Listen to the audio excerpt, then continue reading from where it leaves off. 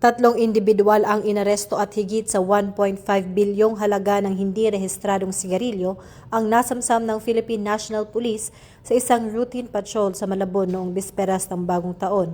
Nadiskubre ng mga tauhan ng RHPU NCR at RHPU 3 ang mga kontrabando sa loob ng 18 container sa isang cargo facility matapos tumakas ang dalawang motorcycle rider na walang helmet mula sa police checkpoint.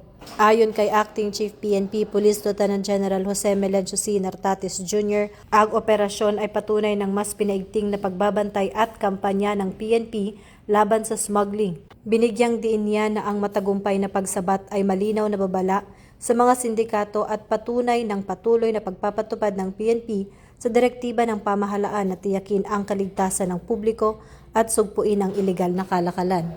Ito ang bagong PNP para sa bagong Pilipinas. Serbisyong mabilis, tapat at nararamdaman.